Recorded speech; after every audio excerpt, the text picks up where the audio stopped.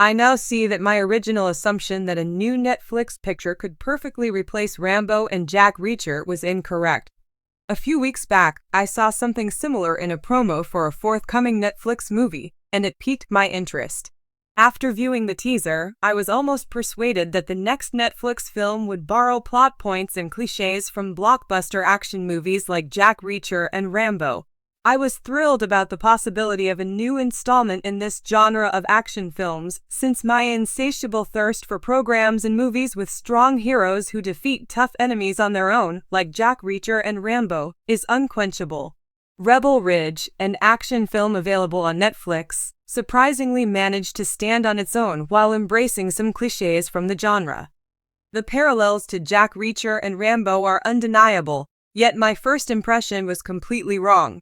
The man of Rebel Ridge, Jeremy Saulnier, discussed his creative process in an interview that went live on Polygon.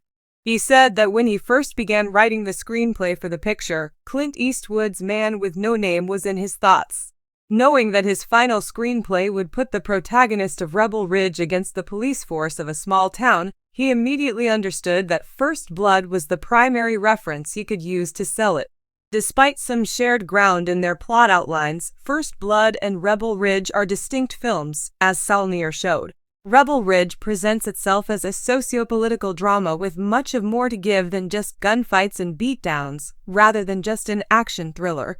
I had the impression from the trailer that Rebel Ridge would be a ridiculously entertaining action film with a protagonist engaged in a full-scale gunfight with the cops. Like Rambo and Jack Reacher, Terry Richmond, the hero of Rebel Ridge, has a military history, but his motivations for rebelling against the law are distinct. Rebel Ridge presents itself as a socio-political drama with more to offer beyond just gunfights and beatdowns, rather than just an imitation of previous action thrillers. This makes it self-sufficient. The protagonist's background is intentionally left vague in Rebel Ridge, although the story's beginning suggests that the town's police force is misguided in interfering with him.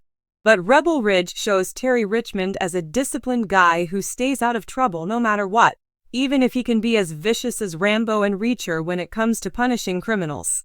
Although he does not support injustice, he tries to maneuver through the corrupt environment by exercising self-control and using strategic thinking.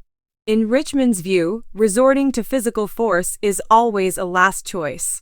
In both the films and the Amazon TV series, Jack Reacher has an intellectual approach, yet he is significantly more violent than in real life. Many depictions of him show that he exploits his physical might carelessly. On the other hand, physical confrontation is something that Richmond would only resort to in extreme cases. Despite the fact that he is cornered by many police officers armed with weapons in Rebel Ridge's final arc, he manages to avoid killing anybody by using his fists and non-lethal weaponry.